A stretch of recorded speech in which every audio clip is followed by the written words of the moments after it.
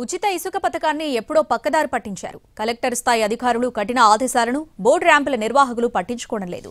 ఇసుక తవ్వకాల దగ్గర నుంచి లోడింగ్, అమ్మకాలు, తరలింపుల వరకు అంతా వారిష్టమే. అనుమతి తెచ్చుకుంది కొంతైతే తవ్వేది బోలెడంతా. అది కూడా నిబంధనలకు వ్యతిరేకంగా నదిలో అక్రమ డ్రెడ్జింగ్, ఇరిగేషన్ శాఖ నిబంధనలకు విరుద్ధమైనప్పటికీ ఆ శాఖ అధికారులు పట్టించుకున్న దాఖలాలు లేవు. గోదావరి జిల్లాలో ఇసుక అక్రమ దందాపై ప్రత్యేక కథనం. రాజమండ్రి రూరల్ ధవళేశ్వరం నదీ తీరంలో గాయత్రి బోట్ ఇసుక ర్యాంపుల్లో అక్రమాల పర్వం యథేచ్ఛగా సాగుతోంది. కూటమిలోని కొందరు ప్రధాన నేతలు ఈ ర్యాంపుల్లో వాటాదారులుగా ఉన్నట్లు సమాచారం. వీరి కనుసన్నల్లోనే ర్యాంపుల్లో అక్రమాల పర్వం కొనసాగుతున్నట్లు ఆరోపణలు వస్తున్నాయి. నిబంధనలకు తూట్లు పొడిచి దళారీ నేతల పెత్తనంలో ఆర్కే సంస్థ ఇక్కడ దర్జాగా అడ్డగోలు దోపిడీ సాగిస్తోందని పలువురు ఆరోపిస్తున్నారు. కనీస బిల్లులు లేకుండా ఇక్కడి నుంచి నిత్యం వందలాది లారీల ఇసుక వక్రమార్గం పడుతోంది. అధికారికంగా కొన్ని లారీలు బుక్ చేసుకున్న వారికి ప్రభుత్వం నిర్ణీత ధరతో ఉచితంగా అందిస్తున్నట్లు చూపిస్తున్నా వీటికి కూడా లారీకి 600 రూపాయల వరకు అదనంగా దండుకుంటున్నట్లు ఆరోపణలు ఉన్నాయి.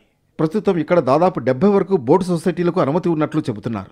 ధవళేశ్వరం 1-2 ర్యాంపుల పేరుతో ఇప్పటి వరకు గాయత్రి ర్యాంపులను నిర్వహిస్తూ వచ్చారు. వాస్తవంగా ఇక్కడ గాయత్రి 1 నుంచి దాదాపు 7 వరకు ర్యాంపులు ఉన్నట్లు సమాచారం. అయితే అంతా మా ఇష్టం అన్నట్లుగా ఇక్కడ దాదాపు 10కి పైగా ర్యాంపులు కొనసాగుతున్నాయి. నిబంధనల ప్రకారం కూలీల ద్వారా గోదావరి నదిలో ఉన్న మేటల నుంచి ఇసుక తవ్వి బోటుపై ఒడ్డుకు తెచ్చుకోవాలి. ఆ ఇసుకను కూలీలతోనే దిగుమతి చేయాల్సి ఉంది.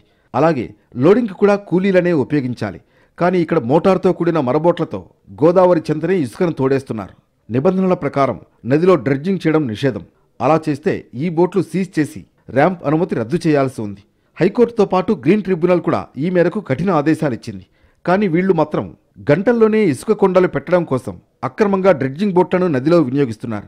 ప్రతిరోజు 30 వరకు డ్రెడ్జింగ్ బోట్లు ఈ పరిధిలో నదీ గర్భాన్ని కుళ్లబొడిచి ఇసుకను తోడేస్తున్నట్లు సమాచారం. అది కూడా నిషేధిత ప్రాంతమైన కాటన్ ఆనకట్టకు సమీపంలోనే నదిలోంచి ఇసుకను తోడేస్తున్నారు. రాత్రి పగలు తేడా లేకుండా ఇక్కడ ఈ అక్రమ తవ్వకాలు కొనసాగుతున్నాయి. దీనివల్ల జిల్లా ఇసుక కమిటీ అనుమతి ఇచ్చిన క్వాంటిటీ ఇసుకను 2-3 రోజుల్లోనే ఆయా ర్యాంపుల్లో తోడేసి తరలించకపోతున్నట్లు తెలుస్తోంది. హుకుంపేట దగ్గర స్థానికులు 5 ఇసుక లారీలను అడ్డగించి పోలీసులకు అప్పగించడంతో అక్రమ ఇసుక దందా వెలుగులోకొచ్చింది. ఇసుక డ్రెడ్జింగ్, రక్షణగట్టు మార్గంలో భారీ వాహనాల్లో అత్యధికంగా ఇసుక రవాణా జరుగుతోంది. ఇరిగేషన్ శాఖకు చేరువలోనే ఈ అక్రమం జరుగుతున్నా అధికారులు పట్టించుకోవడం లేదు. ఏఈని అడిగితే డిఈ అని, డిఈని అడిగితే ఎస్సీ అని ఒకరిపై ఒకరు నెట్టుకోవడమే తప్ప దీనికి ఎవరూ వివరణివ్వలేని పరిస్థితి నెలకొంది. చివరకు వీరంతా కలిసి రెవెన్యూ, మైన్స్ అధికారులను అడగండి అంటూ చెప్పుకొస్తున్నారు. గత కలెక్టర్ హయాంలో ఇసుక అక్రమార్కుల్లో కొంతవరకు భయం కనిపించేదని, ప్రస్తుతం కొత్త కలెక్టర్ ఈ అక్రమాలపై ఇంకా పూర్తి స్థాయిలో దృష్టి పెట్టలేదన్న వాదన కూడా ప్రజల్లో వినిపిస్తోంది.